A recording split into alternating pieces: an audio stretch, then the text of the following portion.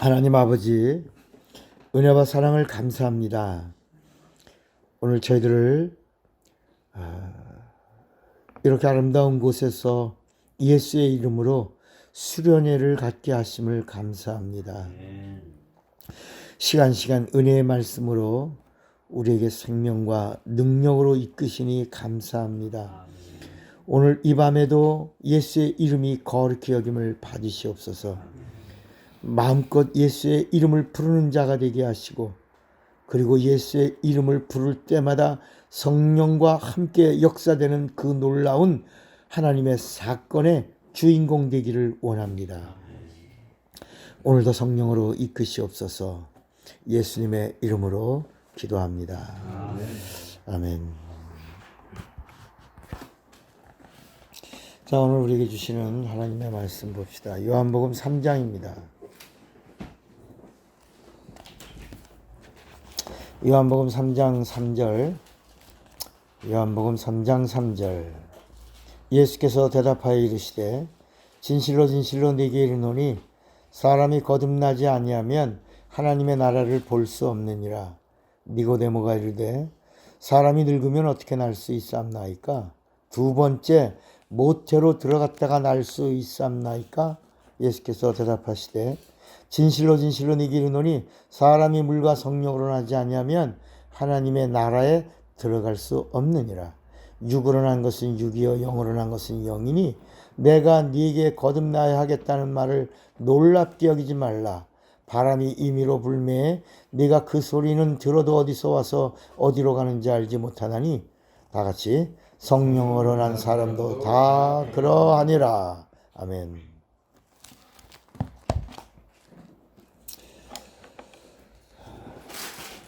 이 성경에는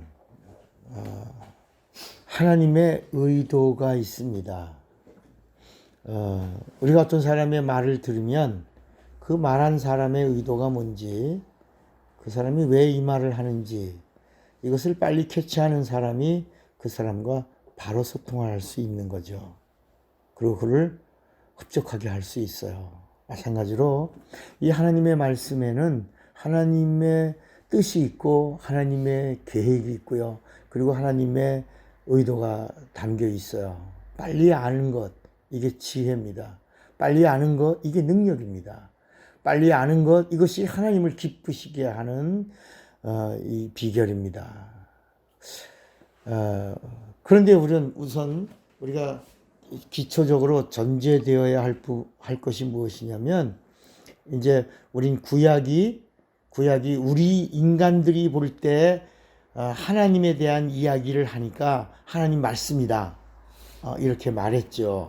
우린 옛날에 그 여호와라고 하는 그 이름이 하나님 이름인 줄 안 정도가 아니라 하나님 아버지 이름인 줄 알았었어요. 그렇지 않았어요? 여호와 그러면 하나님의 본 이름인 줄 알았단 말이에요. 그런데 우리가 이제 말씀을 배우면서 여호와라고 하는 이름이 누가 가지고 온 이름이라고요? 천사가 가지고 온 이름이고, 그 여호와라는 이름은 하나님의 본 이름이 아니고 어떤 이름이라고요? 하나님의 칭호라는 것을 알게 된 겁니다. 그래서 여호와라는 뜻이 뭐예요? 여호와라는 이름의 뜻이 뭐죠? 자존, I am that I am. 자존자라는 그 이름이 여호와입니다. 그러니까 본 이름이 아니고 자존자. I am that I am. I will be that I will be.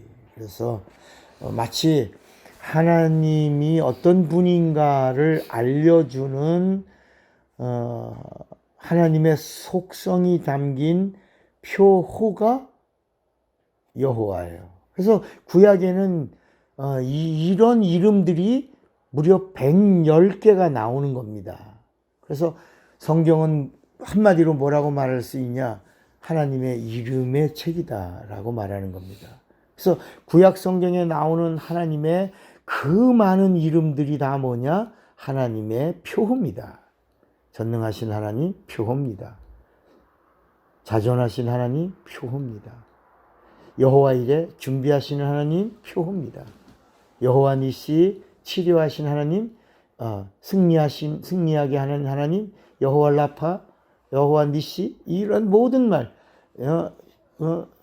엘로힘, 엘 샤다이, 아도나이, 이런 구약에 나오는 모든 하나님의 이름들은 다 하나님의 표호입니다. 하나님이 어떤 분인가 하는 하나님의 속성을 천사를 통해서 인간들에게 알려준 하나님의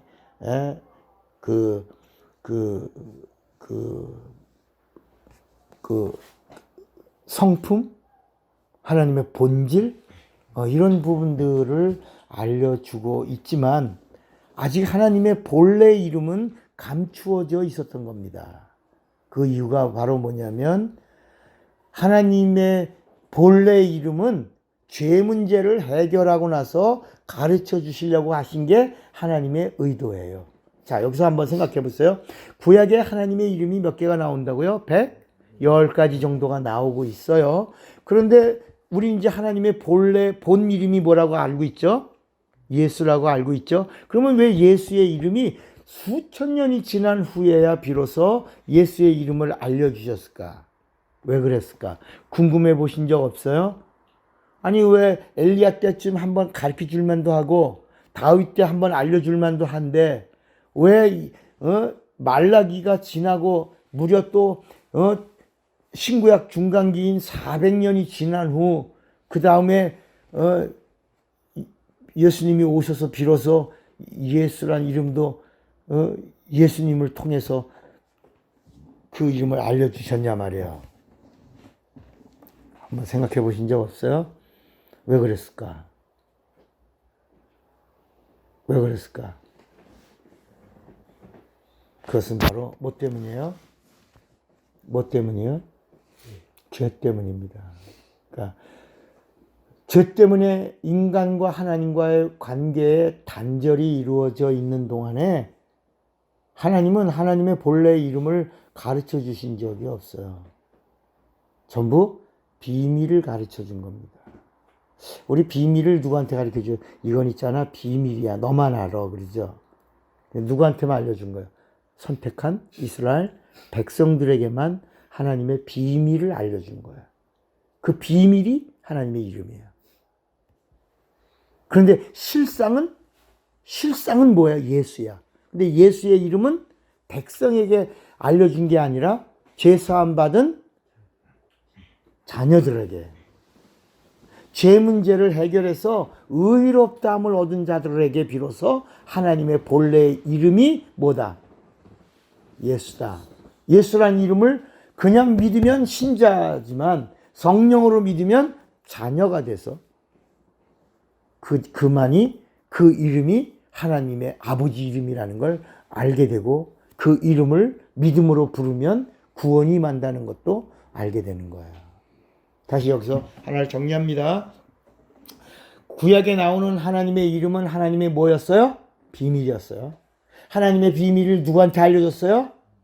일반 이방인들에게 알려준 게 아니라 누구에게? 하나님의 선택한 백성들에게 하나님의 비밀을 알려줬어요. 그 비밀을 알려줬는데 그 비밀이 뭐예요? 하나님의 이름이에요. 몇 가지나 알려줬어요? 110가지를 알려줬어요. 그런데 아직까지 하나님의 본래 이름을 알려줬어요? 안 알려줬어요? 안 알려줬어요.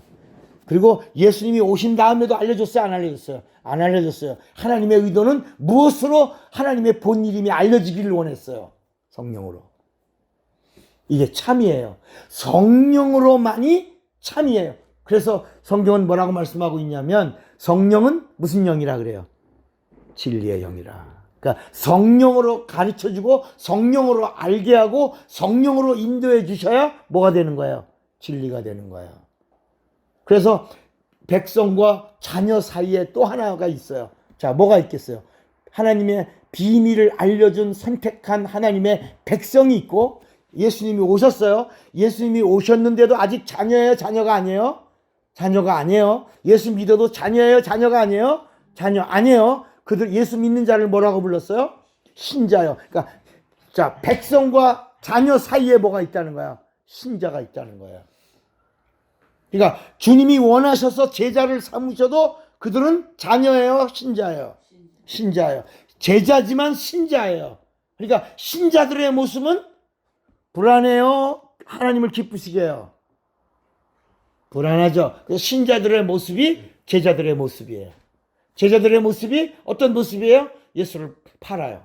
예수를 부인해요. 예수를 저주해요. 예수를 그 사람이라고 그래요. 예수를 가르쳐 맹세도 해요. 아니라고. 모른다고. 장을 지지라고 그래요. 막. 그런데 예수께서 돌이켜 그렇게 말하는 베드로를 보시니 그랬어요. 그러고 주님은 이놈의 새끼, 나쁜 새끼, 쌍놈의 새끼 이렇게 주님이 하실 것 같은데 안 하셨어요. 여러분 같으면 하겠죠. 이런 더러운 놈의 새끼, 내가 너를 위해서 이제 죽을 피를 흘리냐, 뭐 아마 되게 화가 나셨을 텐데 우리가 하고 싶은 욕 다 하고 싶은 거야 아마. 그런데 주님은 뭐라 했냐면 베드로가 마지막에 내가 그 사람을 도무지 알지 못하노라 할 때 돌이켜 베드로를 보시니 뭐가 울더라? 닭이 울더라. 이렇게 나왔어. 비로소 베드로가 네가 닭이 울기 전에 나를 3번 부인하리라 그 말이 생각나서 나가서 심히 통곡하니라 이렇게 기록합니다. 그러니까 왜 예수님이 예수를 믿는 자들에게 계속해서 뭘 받으라고? 성령을 소개하고 성령을 받으라고 하신 이유가 뭐냐면 이 하나님의 의도의 비밀은, 하나님의 실상은, 하나님의 진리는 뭘 받아야지만 이루어지는 거야. 성령을 받아야지만. 그러니까 성령을 받아야지만 우리가 참을 누릴 수 있는 거야. 처음에 진작 하지. 이제 됐어요? 편안해요? 네. 그러니까 우리가 여기서 이제 하나 알 수 있는 거 다시 백성이 있고 자녀가 있는데 그 사이에 누가 있다? 신자가. 근데 백성과 신자는 동격이에요. 자, 백성과 신자는 뭐예요? 동격이에요. 그리고 백성과 신자 그 너머에 누가 있어요? 하나님의 자녀가 있어요. 하나님의 자녀는 하나님의 비밀을 맡은 자예요. 하나님의 비밀을 아는 자예요. 그런데 백성과 신자는 비밀을 몰라요. 그냥 비밀인 채로 그냥 비밀을 갖고 있어요. 몰라요. 그리고 백성과 신자는 동격이라고 그랬죠. 백성과 자녀와의 차이에는 어떤 일이 있냐? 그것은 심판과 심판이 없는 자로 나뉘는 거야. 자녀는 뭐가 없어요? 심판이 없어요. 아니에요. 자녀는 뭐가 없어요? 하나님의 자녀는 뭐가 없어요? 죄가 없어요. 이제 우리가 뭘 틀리는 게 아니에요. 우리가 죄가 없어요 라고 하는 말이 틀리는 말이 아니에요. 그런데 그 어떤 그 과정을 말해야 그 다음이 풀리는 거예요. 그냥 우리가 알고 있는 걸 그냥 쏟아내지 말고 이 자녀와 백성과의 차이가 바로 뭐냐면 심판이 없는 거예요.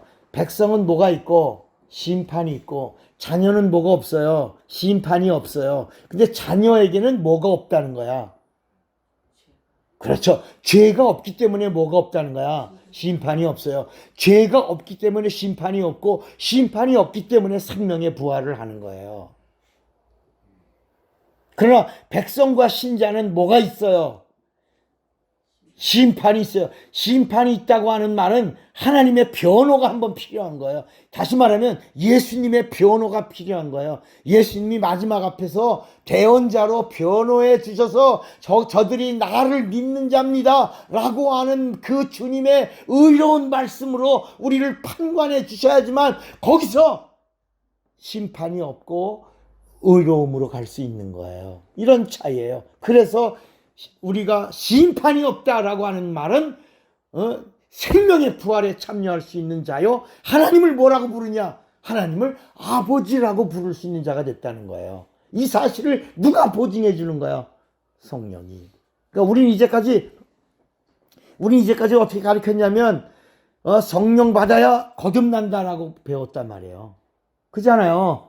성령 받는 게 뭐라고요?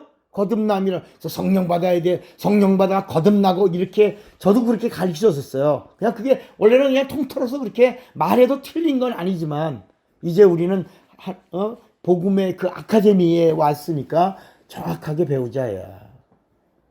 그러면 거듭남이 어떻게 해서 이루어지는 건가 배웠잖아. 뭐죠? 거듭남, 자녀가 되는 거듭남. 오늘 예수님이 분명히 요한복음 3장에 본다 들어간다라고 얘기해요. 천국의 니고데모와의 대화 속에 밤중에 니고데모가 찾아왔을 때 예수님이 천국을 본다, 그 다음 천국에 들어간다라고 말씀하는데 천국을 보는 자요, 천국에 들어가는 자는 누구다? 무슨 문제가 해결된 자다? 죄 문제가 해결된 자다. 죄 문제가 해결된 자요, 그리고 죄 문제에 분명한 보증을 얻은 자가 본다, 들어간다라고 말씀하는데 그러면 하나님의 자녀는 뭐가 없다? 죄가 없다. 죄가 없는 자는 의롭다함을 얻은 자다. 그럼 성령은 어떤 분이다? 의로움을 보증해 주시는 분이야. 진리의 영이야. 그러면 우리가 하나님의 자녀가 되는 방법이 뭐냐예요. 뭘 받아야 된다? 그게 아니라고 지금 계속 다시 정리해 드리는 거예요. 성령이 아니라고. 우리 이제까지 우리 이제까지 거듭남을 성령 받아야 거듭난다라고 배웠는데 그게 아니라 더 깊이 자세히 알아야 되겠다라고 말씀을 전하는데도 뭘 받아야 된다 그랬더니 성령. 그리고 금방 또 그렇게 말을 하니까 내가 답을 가르쳐 주고 옛날에 우리 고등학교 때 우리 선생님이 이제 그 옛날에는 전국 모의고사가 있었어요. 학교 대학 모의고사가 있었어. 그래갖고 감독관으로 들어온 선생님이 우리 학교 선생님이야. 우리 학교 선생님이 우리 학교 아이들 점수를 올려주려고 이렇게 하다가 공부도 좀 잘하고 뭐 이러는 놈들도 다 보지만 못하는 놈도 있잖아요. 이렇게 지나가시면서 이놈이 답을 못 쓰니까 답답하고 이렇게 지나가다 이렇게 보고 3번을 꾹 눌러주고 갔어. 답을 알려주고 갔는데 얘가 선생님이 꾹 누르니까 손을 치우라고. 선생님은 지금 답답하니까 이놈 따라합시다. 시험 문제를 내는 선생은 답을 알고 있다. 여러분 예수님이 우리에게 말씀을 주실 때 예수님의 말씀은 답이에요. 예수님은 천국 가는 답을 주신 거고 죄사함 받는 답을 주신 거고 자녀가 되는 답을 주신 거고 마귀를 이기는 답을 주신 거고 병을 고치는 답을 주신 거야. 귀신을 쫓는 답을 주신 거고 아멘도 안 해. 아멘도 안 해. 다 답을 선생님은 답을 다 알고 문제를 내는 거예요. 무슨 얘기인지 알겠어요? 답이 어디 있다? 여기 성경 안에 다 있는 거야. 예수님이 꾹 찍어주는데요. 손 치우라고. 예수님 손을 치우라고 그러는 거야.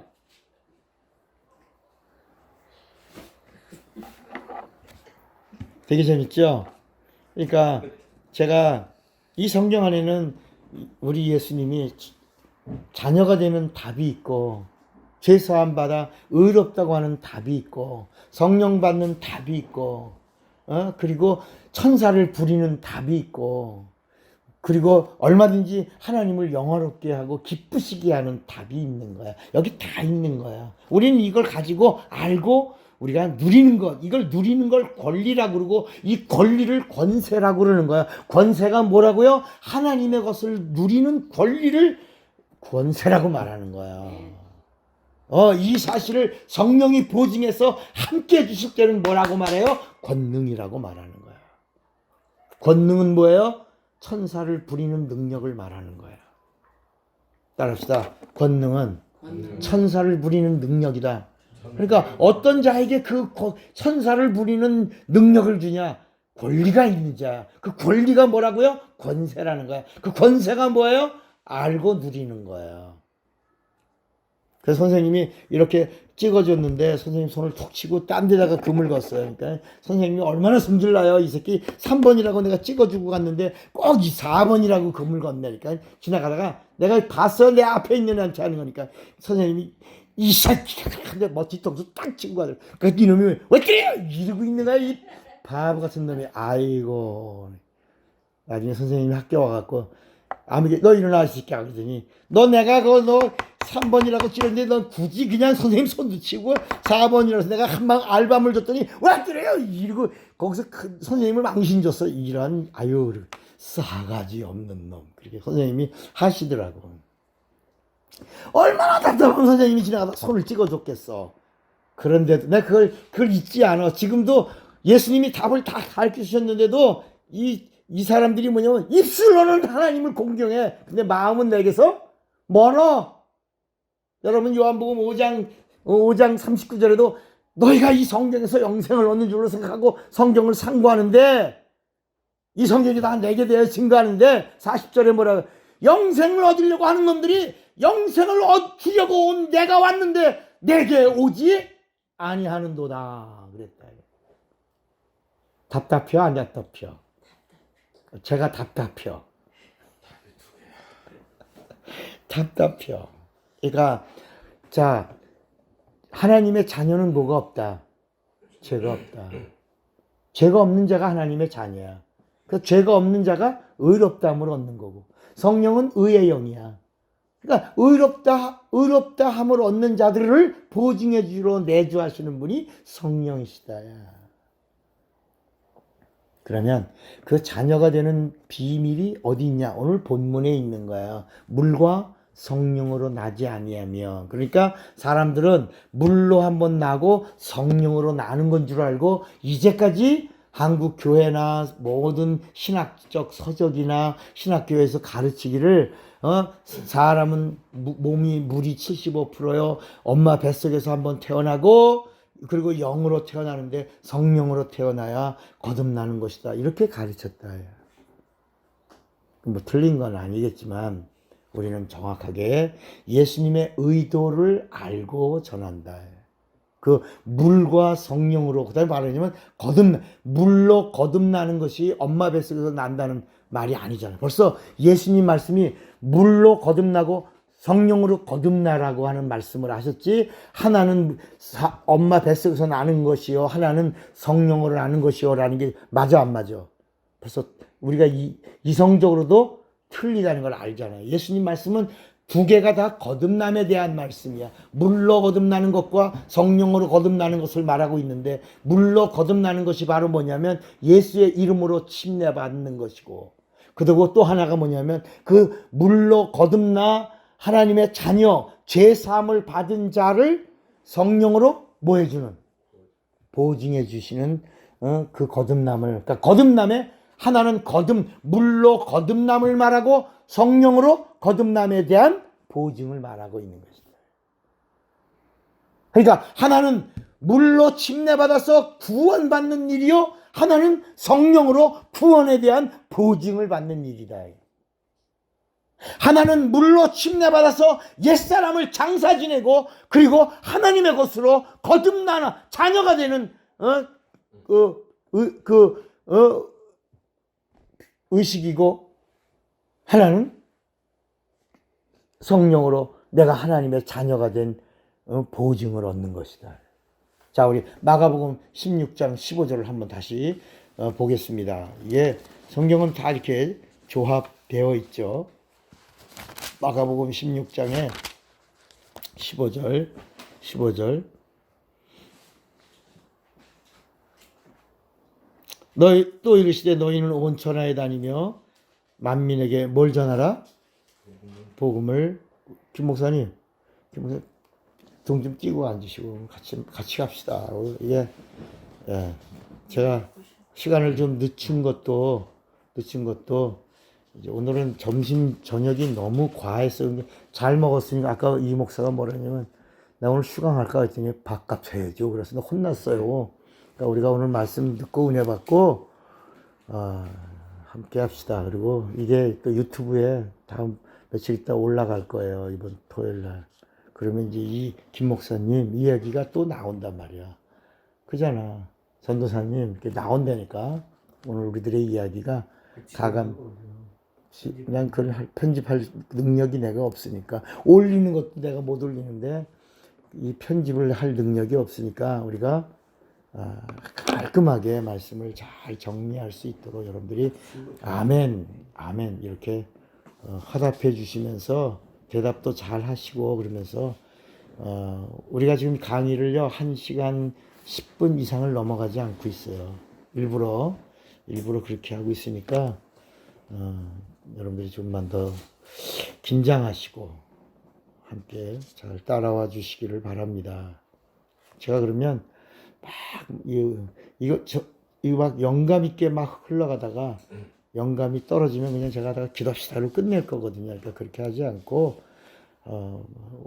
이제 내일 마무리가 됩니다. 수련회 마무리까지 성공하도록 여러분 도와주시기 바랍니다. 자, 이 요한복음에 나오는 그 침례 이야기와 여기 마가복음에 나오는 침례 이야기가 바로 뭐냐면 믿고 침례를 받는 사람은 뭘 얻을 것이요? 구원이란 말이 뭐가 없다는 거예요. 그렇죠. 그래서 이 말씀을 가지고 있는 자에게 예수님이 요한복음 3장에 물로 거듭나고 성령으로 거듭남에 대한 보증을 얻고, 이 말씀이 물과 성령으로 나지 아니하면 결단코 하나님의 나라에 들어갈 수 없느니라, 이렇게 말씀한 거예요. 그러니까 다시 요한복음 3장 3절에 진실로 진실로 내가 네게 이르노니 사람이 뭐 해야 된다? 거듭나지 아니하면 하나님 나라를 볼 수 있다 없다? 없다. 그러니까 거듭나는 게 뭐냐라고 물으니까 예수님이 니고데모뿐 아니라 예수님을 믿는 모든 자들에게 거듭남이라고 하는 것은 물로 나는 것이고 성령으로 보증받는 것이다, 이렇게 말씀을 하신 것이 5절에 나와 있는 건데, 오늘 우리는 이 말씀을 물과 성령으로 거듭나지 아니하면이라니까 우리가 임의로 해석을 해버렸다. 우리는 물로 한번 태어납니다. 그런데 그 물로 태어나가 엄마 뱃속에서 태어난 거 가지고는 하늘나라를 유업으로 받을 수가 없습니다. 성령을 한 번 더 태어나야 됩니다. 성령으로 거듭나요. 이렇게 하니까 은혜롭게는 들렸지만 그 말씀은 예수님이 가르쳐준 의도의 답이다 아니다? 아니다. 그러니까 반드시 예수님이 하신 말씀은 물로 거듭나고 성령으로 거듭남에 대한 보증을 얻으라. 그래서 다시 우리 고린도 후서 5장 5절을 또 우리가 읽겠습니다. 고린도 후서 5장 5절에 보면 곧 이것을 우리에게 이루게 하시고 보증으로 성령을 우리에게 주신 이는 누구다? 하나님이시다. 이렇게 보증해 주시는 것이다. 성령은 어떤 분이다? 보증해 주시는 분이시다. 또 고린도 후서 1장 21절에 보면, 고린도 후서 1장 21절에 보면 우리를 너희와 함께 그리스도 안에서 굳건하게 하시고 우리에게 기름을 부으신 이는 누구다? 하나님이시니 그가 또한 우리에게 뭐라 그랬죠? 인치시고 보증으로 우리 마음이 영입니다. 우리 마음에 성령을 주셨느니라. 그러니까 성령은 거듭나게 하시는 분이 아니라 자, 우리 한번 따라합시다. 성령은 거듭나게 하시는 분이 아니라 거듭남을 보증하고 인쳐주신다. 그래서 성령은 하시는 일이 분명히 우리를 거듭나게 하는 게 아니라 거듭난 자를 보증해 주는 거야. 의롭다고 인쳐주는 거야. 죄 없다고 보증해 주는 거야. 하나님의 자녀라고 인정해 주는 거예요. 그러면 하나님의 자녀가 되는 비밀이 뭐냐? 우린 그거를 찾아낸 거예요. 하나님의 자녀가 되는 비밀이 뭐였다고요? 침례. 예수의 이름으로 침례를 받는 것이다. 그러면 예수의 이름으로 침례를 받는 것이 마가복음 16장 15절에 보니까 믿고 침례 받으면 뭐를 받는다?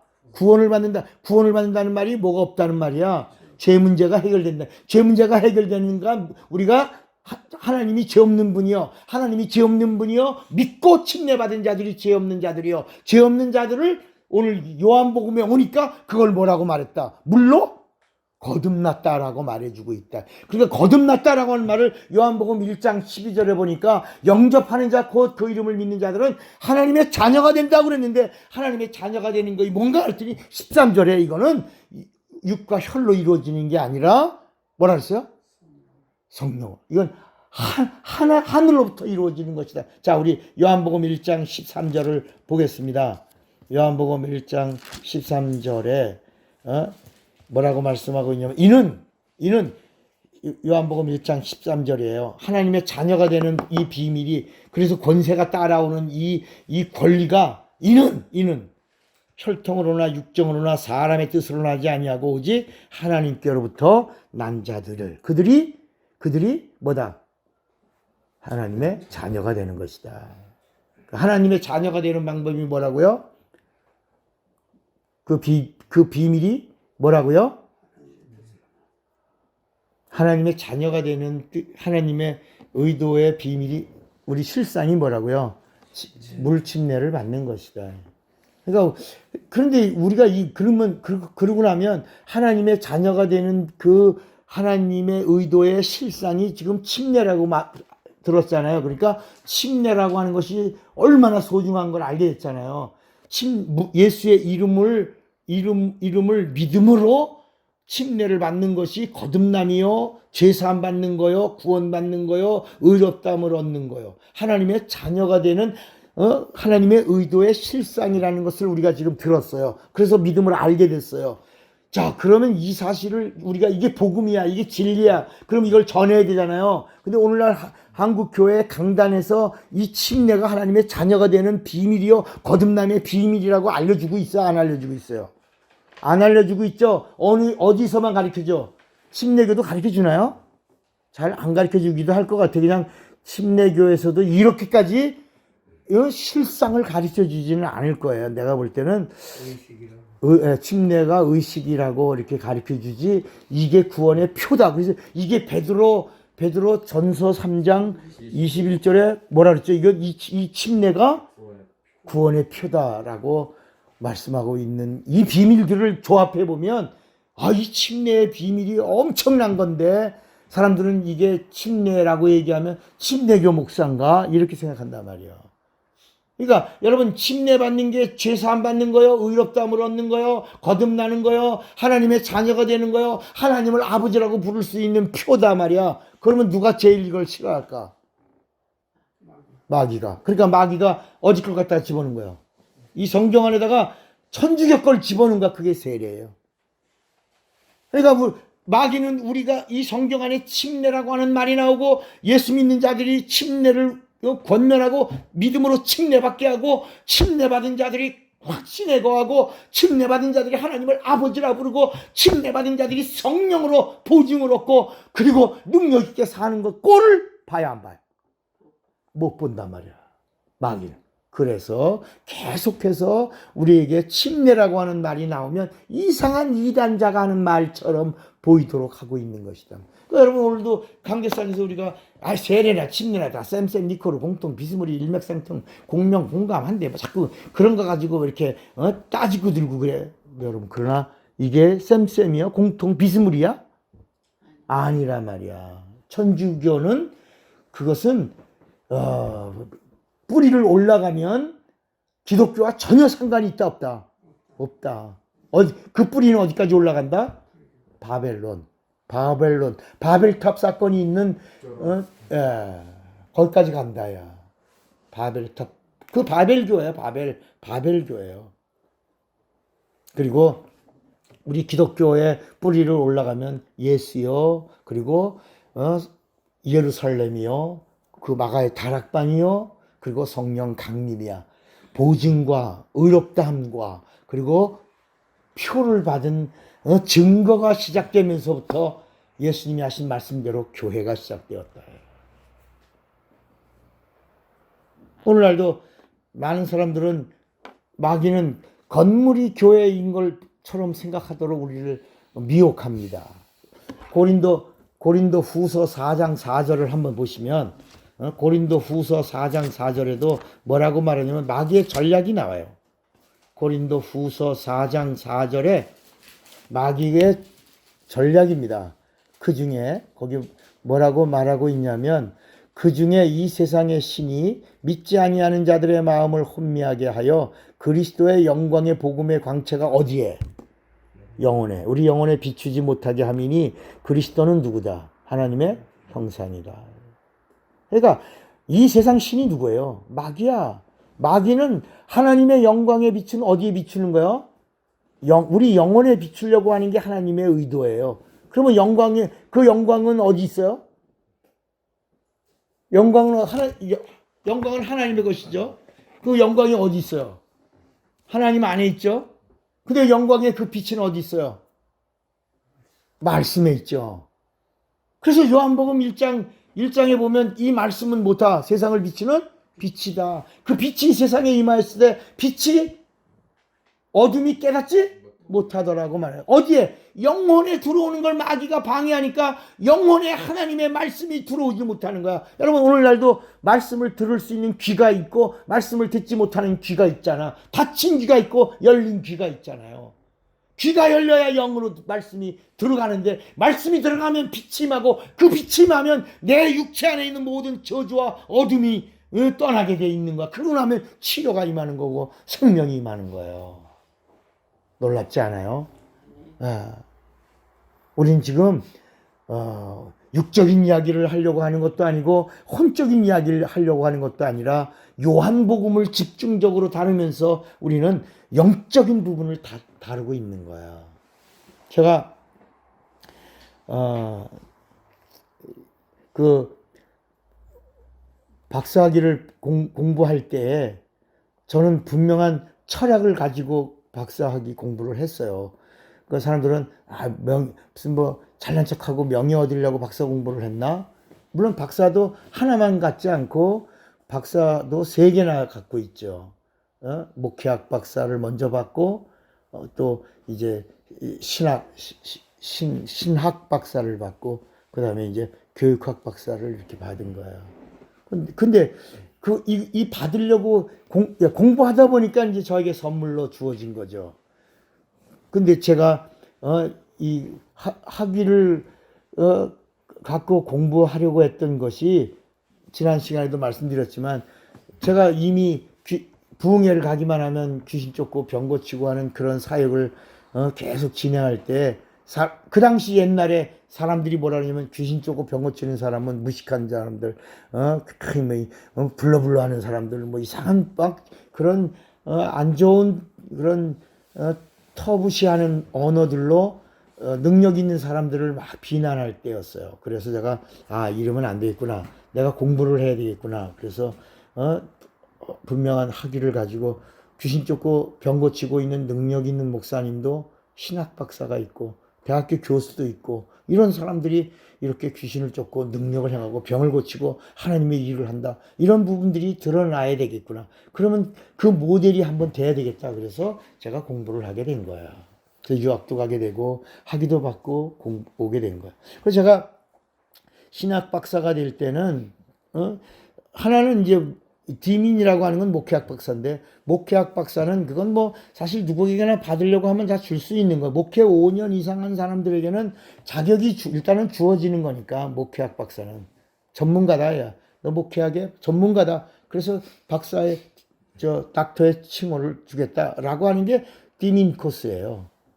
근데 이거 갖고는 안 되겠구나. 그래서 제가 이제 그 가장 공부하고 쓰고 싶었던 부분이 바로 바울의 성령과 요한의 성령의 그 비교를 한번 해서 연구해 갖고 논문으로 발표해야 되겠다. 그래서 바울의 성령론과 요한이 말하는 성령론의 비교 연구를 논문으로 쓰게 된 거예요. 그래서 제가 계속 어느 부분을 많이 다루고 있어요. 바울의 성령을 다루지 않고 요한의 성령을 다루는 거야. 왜냐하면 바울의 서신에도 성령에 대한 이론이 있고 요한의 복음에도 거기도 성령에 대한 이론이 있어요. 그래서 이론이 있어서 신학이야. 그래서 바울 신학이 있고 마태 신학, 마가 신학, 누가 신학이라고는 하지 않지만 왜 하나냐? 이론이 없기 때문에 안 하는 거예요. 거기는 그대로 예수를 가감하지 않고 본 그대로를 기록한 말씀이기 때문에 거기다가는 이론이 없어서 신학이라는 단어를 붙이지 못하지만 요한복음은 요한복음만큼의 특별하게 이론이 담겨 있어서 신학이 나온 것에서 요한 신학이라고 하는 것이 있는 거예요. 그래서 바울 신학과 요한 신학에서 말하고 있는 성령론 비교 연구. 그래서 바울의 성령론을 보니까 성령을 거의 감옥 안에서 감옥 밖에 있는 사람들에게 성령을 설명해 주다 보니까 이론이 들어갔대. 이론. 그 성령은 어떤 분이냐? 바울도 처음에는 성령 말까 능력을 행하고 성령의 실상을 드러내던 이런 사람이었는데 멀리 있는 사람들에게 편지로다가 성령을 전하다 보니까 거기에 이런 이론이 들어갔어. 사랑, 실학, 화평, 인내, 자비, 양선, 충성, 온유, 절제, 뭐 이런 성령의 은사는 하고 은사는 지혜, 지식, 믿음, 영분별, 강원 이런 것들을 설명해 주는 이론으로 가고 있단 말이야. 그런데 이 요한복음 요한의 신학으로 오니까 성령은 이런 이론이나 열매나 이런 부분들을 터치하지 은사나 이런 부분을 말하지 않아. 여러분 요한복음의 성령의 그 요한의 이론에서는 은사나 뭐 열매나 이런 부분이 아니라 그대로 누구를 증거해? 예수를 증거하는 거야. 예수가 누구야? 이 땅에 오신 하나님이야. 예수가 누구야? 왕의 왕이야. 예수가 누구야? 심판하신 하나님이야. 예수가 누구야? 구원하신 하나님이야. 누구야? 예수가 누구야? 아버지이신 하나님이야. 이렇게 요한복음에 나타난 성령은 예수를 하나님이신 하나님으로 증거하고 있다야.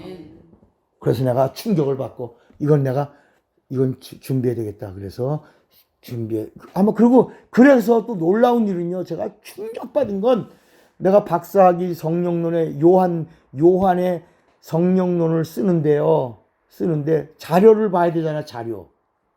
요한복음의 성령에 대하여 쓴 사람이 있어야 그걸 참고로 해서 내가 거기다 하나를 뭘 더 얹혀 놓잖아. 그런데 신기하게 우리나라 성령론에 대하여 박사학위를 받은 사람들 중에 어느 누구도 요한의 성령론으로 박사학위를 받은 사람이 없는 거야. 단 한 권도 어느 도서관에도 어떤 사람이 쓴 논문에도 자료철에도 없는 거야. 전부 누구의 성령론으로 박사 쓴 거야? 바울의 성령론으로 박사를 쓴 거야. 여러분 우리 레마의 제자들 중에서 누가 또 요한의 성령으로 박사학위를 쓰겠다 그러면 제가 쓴 박사학위 논문으로 거기다 얹혀서 하나를 더 얹어 써라야. 그리고 신약 박사를 받으라. 안타까운 거죠. 충격이었잖아요. 공부하다 보니까 이런 현실이야. 한국 교회에 박사 성령에 대해서 전문가라고 하는 박사들 중에 요한복음을 가리켜서 성령에 대한 이론을 이렇게 정리한 박사가 한 명도 없어. 최초로 누가 있어? 차구영 목사 한 사람이 있는 거야. 여러분들은 지금 아무나 보통 목사님을 만난 게 아니라 유일한 요한의 성령론의 그 부분을 정리하고 가르치는 목사님을 만난 거예요. 저 스스로도 깜짝 놀라고 논문을 썼죠. 우린 지난 시간에 세상에서 말하고 있는 복, 구약이 말하고 있는 복, 복음서 마태마가 누가가 말하고 있는 복, 요한복음이 말하고 있는 복, 이 부분을 명쾌하게 정리를 했어요. 정리했나요? 입력했나요? 그 다음에 또 하나가 바로 뭐냐면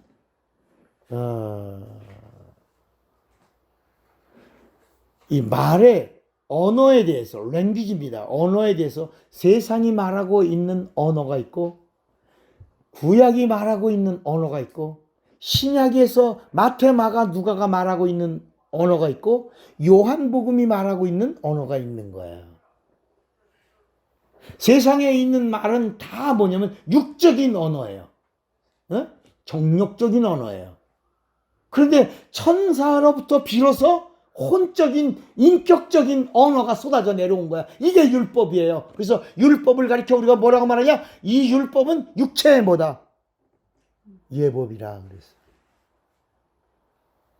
육체를 향하여 주신 혼적인 말씀이에요. 이 말이야, 말. 그런데 침례 요한은 마지막에 하나님을 향하여 기록한 혼적인 말도 뭐다? 소리다. 라고 한 거예요. 그리고 마태, 마가, 누가에서 비로소 이 땅에 오신 그리스도가 최초로 구세주가 하시는 말씀을 진실로라고 하는 단어로 세상에 드러낸 거예요. 그리고 요한복음에 와서는 요한복음은 예수를 뭐라고 증거한다고 그랬죠? 하나님이신 예수. 그래서 최초로 이 땅에 오신 말씀이 육신이 되신 하나님의 입에서 나온 최초의 말씀 25개를 진실로라고 하는 그 말로, 그 말씀으로 우리에게 하나님 아버지의 말씀을 들려주신 거예요. 그러니까 말도 육적인 말이 있고 혼적인 말이 있고 그리스도의 말이 있고 하나님 아버지의 말씀이 있는 거야. 그리스도의 말씀은 뭘로? 75개가 진실로 이렇게 나와요. 그러면 또 여러분 궁금해하지 않았어요? 이런 거 생각해 본 적 있어요? 왜 신약엔 마태, 마가, 누가의 진실로가 그리스도의 말씀이라는 걸 이제 우리 알았어요. 우리는 알았어요. 마태, 마가, 누가의 진실로라는 말씀이 누구의 말씀이라고요?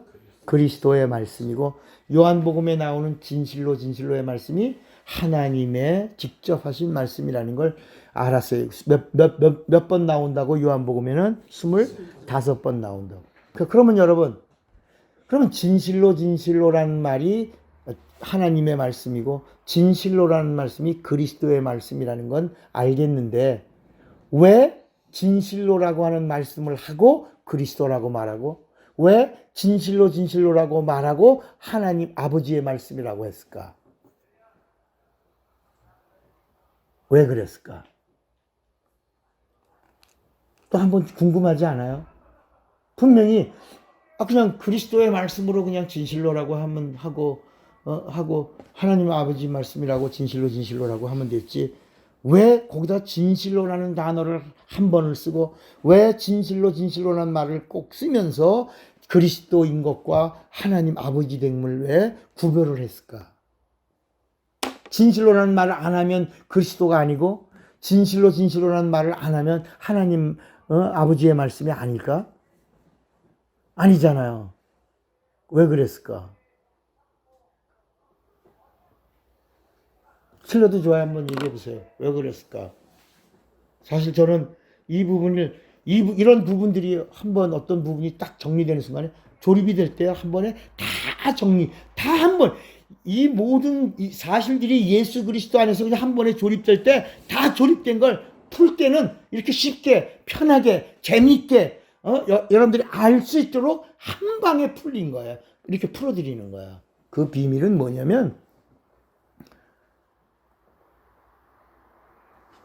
모세오경에 기록된 그 십계명 있잖아요. 십계명이 모세오경의 모법이에요. 그죠? 맞죠? 십계명이 율법의 모법이죠. 그죠? 그리고 그 십계명을 근거로 자법인 율법이 나온 거예요. 그런데 십계명이 모법이고 율법이 자법이에요. 그리고 그 율법이라는 자법을 풀어낸 게 탈무드거든요. 해석서란 말이야. 그리고 이거를 가르치는 자들이 랍비고, 이걸대로 행하는 자들이, 제사를 이 법대로 지키는 자들이 레위지파이고 제사장들이고, 그리고 이걸 또 기록에 남기는 자들이 서기관들이란 말이에요. 그렇게 나가다가 신구약 중간기에 자기들이 말씀이 끊어진 영적 암흑기 시간에 자기들이 말씀을 전하겠다고 나간 것들이 바리새인이고, 자기들이 말씀을 보존하겠다고 나간 게 사두개인들인데, 바리새인과 사두개인들의 각도는, 바리새인들은 중산층에 있는 사람들이요, 그들은 부활이 있다고 하는 사람들 중에서 율법주의자로서 자기들이 말씀을 보존하겠다고 나간 게 바리새인이고, 사두개인들은 상류층에 있는 사람들로 자기들이 말씀을 보존하겠다고 나간 것들이 성경에 전혀 없는, 율법에도 준비되어 있지 않은 그런 사두개인 사람들이 나온 거예요. 마지막에 바울이 자기 육체를 보존하려고 살아남으려고 하는 게 사두개인과 바리새인들을 쌈시켜야 되겠다. 쌈시키는 방법은 하나밖에 없는 거야. 뭐죠?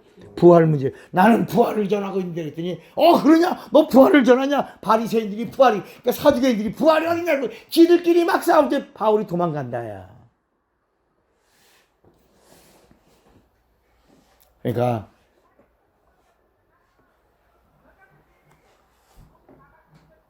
이 십계명이라고 하는 것이 나오기 훨씬 전에 어떤 법이 하나 있었냐면 하물라이 법전이라는 걸 들어봤어요, 여러분? 하물라이. 그보다도 벌써 1500년 전에 십계명이 나오기 전에 하물라이 법전에 십계명이 있다. 따라합시다. 그래서 순리다. 순리예요. 이미 세상에 있는 거야. 진리가 뭐냐면 세상에 있는 거다 없는 거다? 없는 거다. 세상에 없는 거야. 그게 진리야. 그러니까 이 마태, 마가, 누가에서 진실로라고 나오는 이 말이 그리스도의 말씀이요, 그리스도의 말씀이 진리다. 요한복음에 나오는 진실로라는 말이 하나님 아버지의 말씀이요, 그 말씀이 진리다. 요한복음 17장 17절에 아버지의 말씀은 진리입니다 라고 한 그 말씀의 비밀이 뭐냐? 이 세상에 있는 말씀이다, 없는 말씀이다? 단 한 번도 이 세상 어느 문헌에도, 어느 나라에도, 어느 책에도, 어느 사람에게도 한 번도 나오지 않은 말을 그리스도의 진리의 말씀이 진실로라고 75번 나왔고, 이 세상에 어느 누구도, 어느 책에도, 어느 법전에도, 어느 경전에도, 어느 종교에도 나오지 않았던 하나님 아버지의 이 세상에 없던 말씀이 진실로라는 말씀으로 최초로 25번 나왔던 이 말씀은 진리다. 이 말씀이 구원하고, 이 말씀이 생명 주고, 이 말씀이 치료하고, 이 말씀이 천사를 부리고, 이 말씀이 하늘문을 여는 능력이다. 이렇게 하신 말씀이에요. 여러분, 사실 이게 우리는 이거 처음 들어요. 막 충격받는 거예요, 사실은. 여러분들이. 그러면 또 하나가 뭐 있냐면, 우리 인간에게는 생명이 있죠. 생명 없는 사람이 어디 있어요? 여러분, 모든 만물들 다 생명이 있어요. 식물도 생명이 있어요. 그런데 또 성경은 그걸 정리해. 세상에 있는 모든 만물들에게 생명이 있고, 하나님이 우리 인간에게 생명을 주신 거야. 근데 그 생명은 그냥 육체에 붙어 있는 생명이야. 이게 창세기 1장에 나오는 거야. 우리의 형상을 따라 우리의 모양대로 우리가 사람을 만들고, 그래서 흙에서 사람을 만들고 거기다가 짐승과 같은 생명으로 살게 해주셨는 거야. 그런데 어느 날 창세기 2장에서 비로소 하나님의 말씀을 들을 수 있는, 하나님의 인격의 지정의를 가진, 그것을 닮은 그 인간을 하나님이 계획하시고 하나님이 인테리어 하셨는데 그게 아담이라. 그래서 많은 사람들 중에 하나님의 생기, 이걸 우리가 영어로 뭐라 그랬죠? living soul.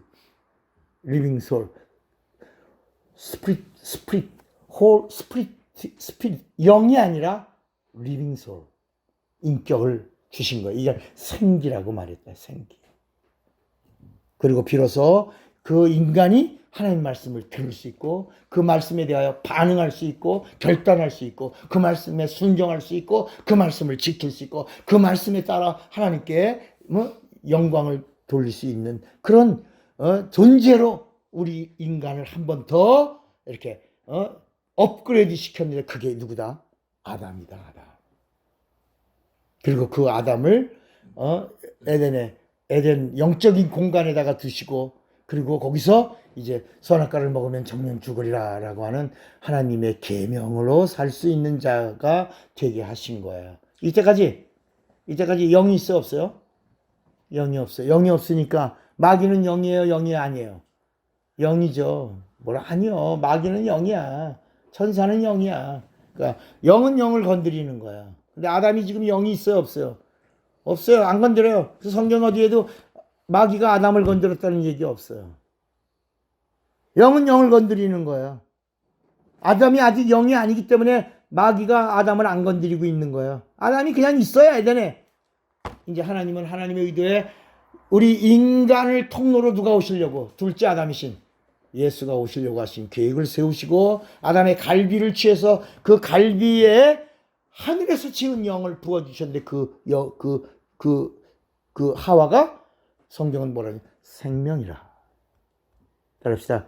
하나님의 생명은 하늘에서 온 거다. 그래서 하늘에서 온 생명이 영이에요. 영. 이 영과 리빙솔이 하나가 돼서 한 몸이 되고 비로소 하나가 되는 순간에 영혼을 가진 인간이 된 거예요. 이제 비로소 하나님을 기쁘시게 할 수 있는 존재가 된 거야. 그러니까 마귀가 이제 누굴 건드려?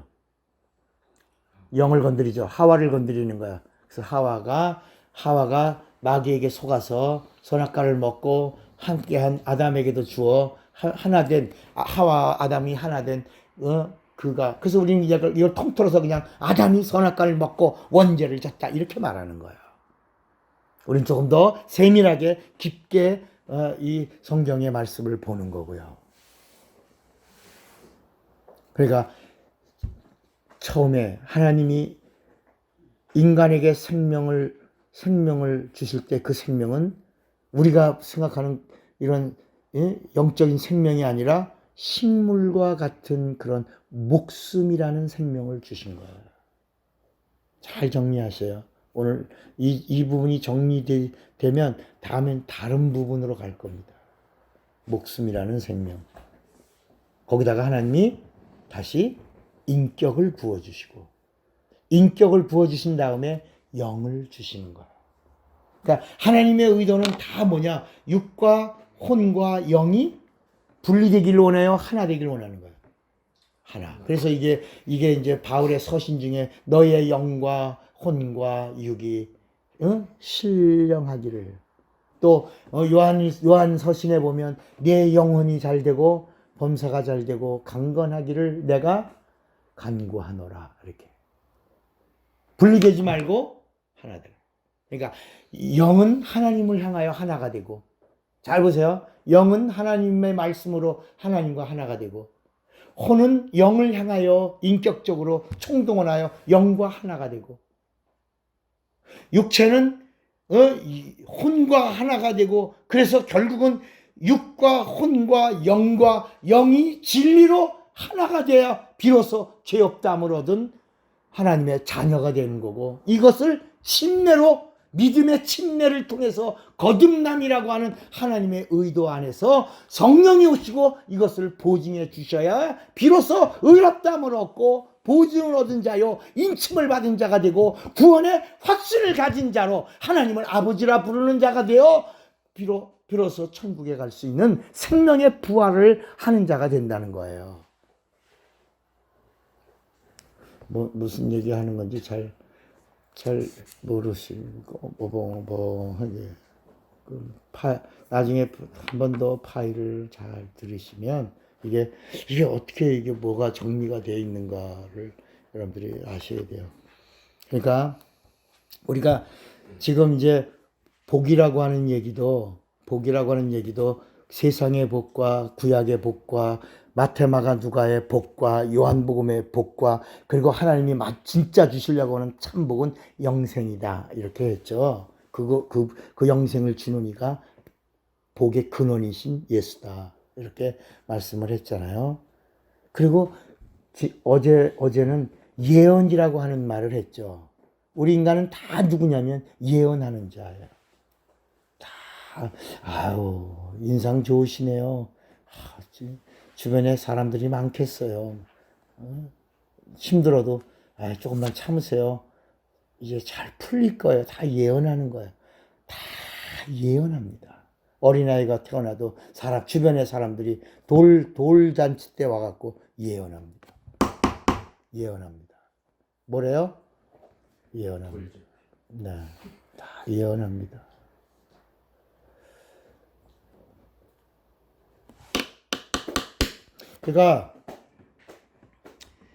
그런데 이 성경에서 비로소 예언이라고 하는 이 말은 하나님을 향하여 예언할 때 비로소 예언의 반열에 들어오는 거예요. 뭐라고요? 하나님을 향할 때. 그래서 구약의 예언자들의 그 말을 우리가 선견자, 예언자 이렇게 말하고 있는 것은 오실 하나님에 대한 얘기죠.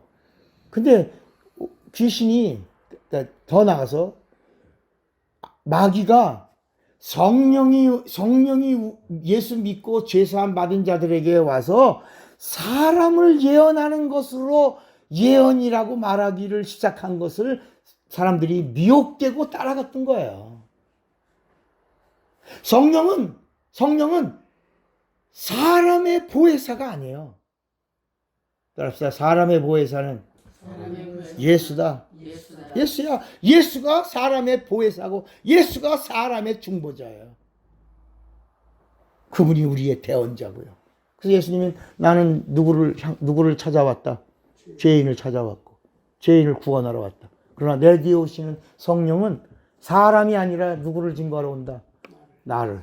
그가 증거해야 참이고 그가 나에게로 인도한다. 그분은 진리의 영이라 내가 한 말을 생각나게 하고 그리고 나를 알게 하고 그리고 내게로 너희들을 인도하리라 이렇게 말씀한 거예요. 여러분 이게 그냥 제가 이제 요한복음을 연구하면서 한 번에 딱 정리된 부분이 성령은 사람하고 상관이 있다 없다? 없어요. 그래서 어저께 내가 어린아이가 슈퍼에 갈 때 돈 10,000원짜리 하나 들고 아저씨 하고 가면 그 아저씨 야마 저가 이놈시키 너 우리 슈퍼에 뭐 너 과자 다 엎어뜨리려고 그랬지? 이렇게 쫓아내는 게 아니라 그 아이 손에 들어있는 배춧잎 보고 뭐라고요? 어서 와요 우리 꼬마 선생님 뭘 드릴까요? 이렇게 한다. 우리 인간에게 하나님의 관심이 있는 게 아니라 우리 안에 있는 예수 때문에 하나님이 기뻐하시는 것이다. 이해가 되시겠어요? 그래서 요한일서 5장에 아들이 있는 자에게는 뭐가 있고 생명이 있고 하나님의 아들이 없는 자는 생명이 그 아들이 하나님의 아들이 누구야? 예수야. 예수. 그러니까 결국 하나님의 의도는 어디에 있다? 예수에 있다. 하나님은 우리가 누구 생각하기를 원해? 예수. 우리가 누구를 말하기를 원해? 예수. 누구를 노래하기를 원해? 예수. 누구를 전하기를 원해? 예수. 누구 안에 있기를 원해? 예수. 누구의 사람이 되기를 원해? 예수. 성령은 이걸 보증해 주는 거야. 그러니까 이 목숨이 그러니까 일반적인 생명이 목숨이라고 하는 생명으로 있다가 하나님과 관계할 수 있는 인격적 생명이 되다가 그 인격적 생명이 영적인 생명의 존재로 가서 하나님과 결국은 하나가 되려고 하는 하나님의 의도의 그림대로 진행하고 있는데 이걸 방해한 자가 누구다? 마귀다. 이거를 마귀에게 당하고 속고 우리가 가진 모든 걸 빼앗긴 걸 뭐라 그런다? 죄라 그러고. 그리고 이렇게 죄인으로 사는 삶을 죄인의 삶이라. 그리고 우리가 가지고 있는 모든 하늘과 땅의 모든 권세를 누구에게 다 건납했다? 마귀에게. 그래서 누가복음 4장에 보면 내게 절하라. 내가 이 모든 걸 너에게 절하면 주겠다. 근데 이거는 내 거야? 내 거 아니야? 내 거 아니야. 내가 뺏어서 내가 취한 건데. 이제부터 내게 절하면 내가 원하는 자에게 주노라. 그럼 한번 누가복음 4장 한번 보세요. 누가복음 4장에 보면 맞나? 누가복음 4장이? 맞아요. 거기 마귀가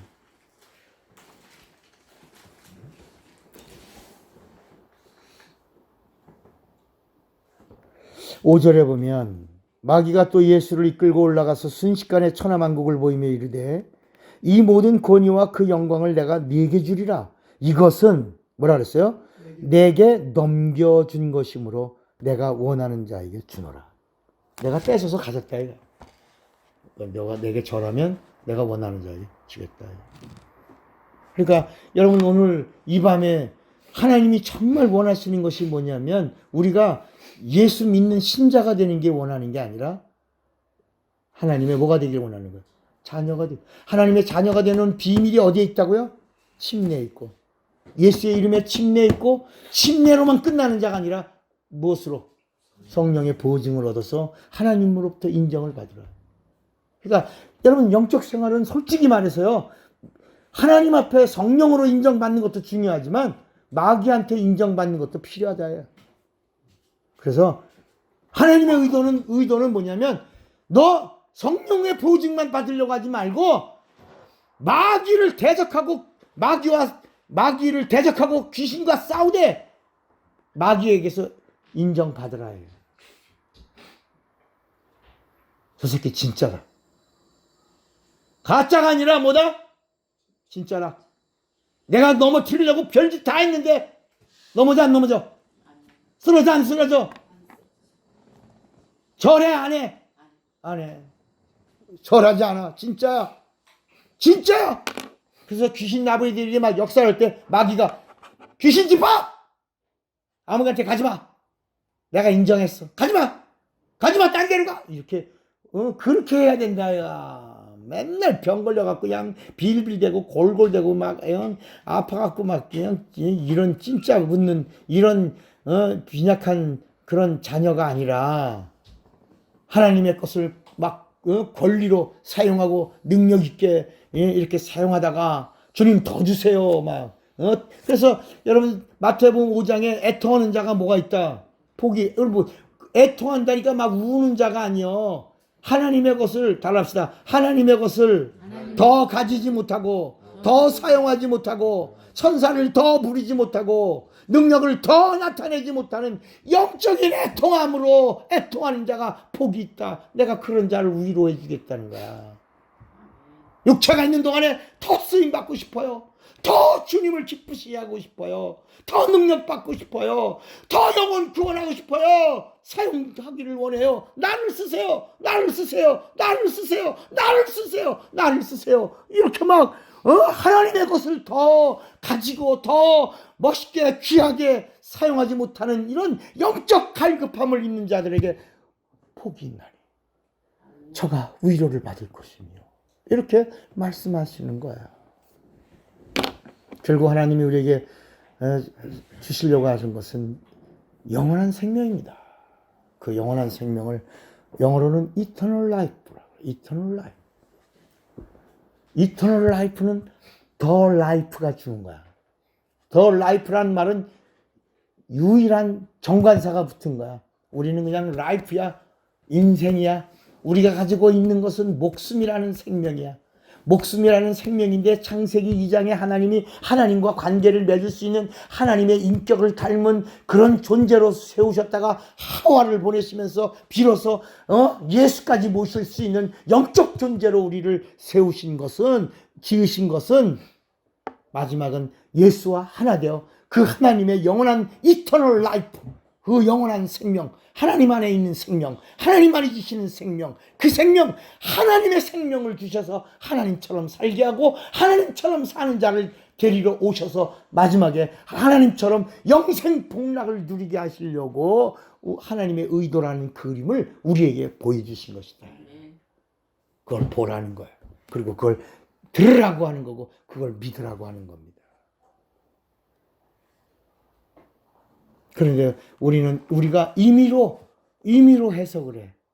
하나님 말씀을 성령으로 하지 않고 임의로 해요. 이성으로 해요. 신학교에서 배운 지식으로 해요. 그런데 여러분 한국 교회 신학이 전부 가톨릭 신학입니다. 천주교 신학이에요. 천주교 신학은 인본주의의 극치입니다. 인본주의 가지고는 그리스도도 제대로 못 보고 더 나아가서 영적으로도 하나님을 볼 수가 없어요. 성령의 감동을, 성령의 영감을 제한하는 게 인본주의입니다. 우리 라마 성령대학은 이 인본주의를 배격하는 거예요. 구원론의 인본주의도 배격하고 우리는 신본주의의 구원론을 주장하고 있는 거예요. 그래서 이렇게 요한복음 3장에서 거듭남이 하나님의 자녀가 되는 것이 예수의 이름으로 받는 칭례요, 그리고 칭례받아 거듭났다는 사실을 가진 자가 하늘을 보고 하늘나라를 보고 성령의 보증을 얻은 자가 천국에 들어간다 라고 니고데모에게 주님이 말씀하신 다음에 그런 자들을 가리켜서 요한복음 6장에 비로소 이제는 그 본격적인 진리의 약속의 말씀을 하시면서 내 피를 마셔라, 그리고 내 피로 생명을 얻고 내 피로 죄사함을 받은 자가 생명을 얻고 내 살을 먹어라. 내 살을 먹는 자, 살은 뭐예요? 진리의 말씀이야. 진리의 말씀을 먹는 자가 영생하리라고 한 거예요. 그런데 사람들이 이 말씀을 알아요, 몰라요? 몰라요. 그래서 다 떠나는 거야. 70명의 제자도 다 떠나는 거야. 다 떠나는 거야. 그래서 여러분 요한복음 6장에 예수님이 이 행하신 이적이 하나 있어요. 그게 뭐냐면 오병이어의 이적이에요. 그 오병이어의 이적을 놓고 거기 있는 인원이요, 남자만 5천이야. 그래서 다 해서 도합 어린아이나 여자들 다 포함하면 얼마? 한 12,000명 가까운 사람들이 모였을 거라고 학자들이 말을 해요. 이 사람들이요 몰려다녀. 한번 볼까요? 요한복음 6장에 이 사람들이 어떻게 몰려다녀, 떼거지로 어떻게 몰려다녔는가 봐요. 며칠 동안 예수님을 추적해요? 예?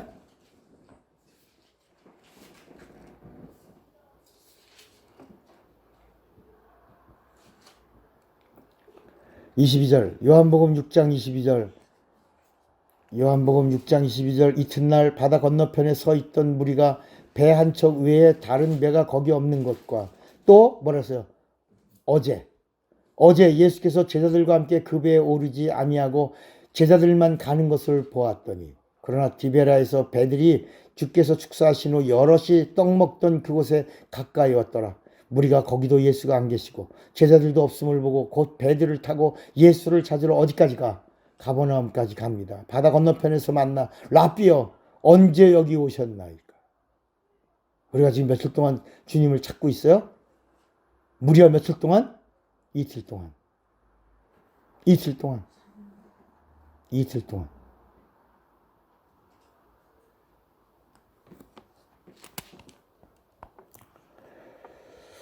그런데 26절에 예수께서 말씀합니다. 내가 진실로 진실로 너에게 이르노니 너희가 나를 찾는 것은 표적을 본 까닭이 아니요 떡을 먹고 배부른 까닭이로다. 썩을 양식을 위하여 일하지 말고 영생하도록 있는 양식을 위하여 하라. 이 양식은 인자가 너희에게 주리니 인자는 아버지 하나님께서 인치신 자, 내가 너의 썩지 아니하는 영원한 양식이다.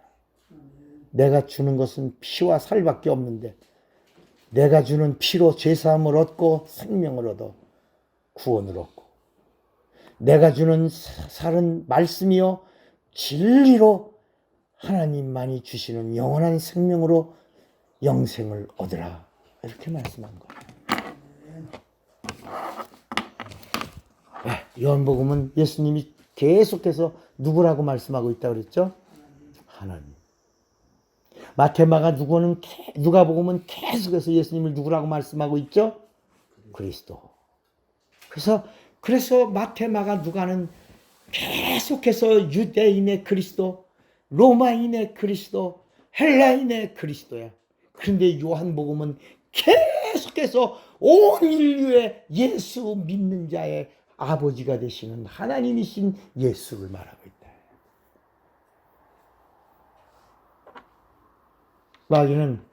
마귀는 마태마가 누가 요한복음은 너무 쉬운 것 같기도 하고 또 쉬운 것 같으면서 어려운 것 같기도 하고 어려운 것 같으면서 내용이 없는 것 같고 가벼운 것 같기도 하고 그래서 자꾸 마귀는 자꾸 우리 시선을 율법으로 돌려. 거기가 더 권위가 있어 보이고 더 엄하고 더 두렵고 떨리는 말씀 같고 또 예수 믿는 사람들의 이미 예수 믿는 것으로 끝났고 구원받는 걸로 끝났고 예수 믿고 죄사함 받은 걸 끝났고 예수 믿고 자녀 됐으니까 끝났고 그러니까 자꾸 생활에다가 초점을 맞추려고 하면서 바울 서신으로 시선을 돌리게 하는 거야. 그래서 사도 바울이 말하기를 이렇게. 여러분 사도 바울이 말하기를 라고 하는 말을 10번 하려면 예수께서 말씀하시기를 100번 해야 된다. 100번. 사도 바울의 말보다 몇 번 더 해라고? 100번 더 해야 돼. 100번. 10배나 더 해야 돼. 모세가 한 말보다 모세가 말하는 율법에 기록하기라고 하는 말씀을 하기보다 율법의 말씀보다 100번을 더 예수께서 말씀하시기를, 그리고 성령이 알게 하시기를 이렇게 해야 된다. 왜? 우리는 침례를 받고 거듭난 자요, 거듭난 자로 하나님을 아버지라 부르는 하나님의 자녀된 자요, 성령의 보증을 받아 의롭다함을 얻은 자요, 그리고 하늘나라에만 있는, 하나님 안에만 있는 그 하나님의 이터널 라이프, 그 영원한 생명을 가진 자이기 때문에 우리의 입에서는 Jesus said, 예수께서 말씀하시길, 예수께서 말씀하시길, 거기 그 말씀에 더 큰 권위를 주시기를 주님의 이름으로 축원을 드립니다. 예수의 말씀에 권위를 두라. 오늘 이 말씀이 여러분들에게 행한 말씀입니다. 다 같이 기도하겠습니다.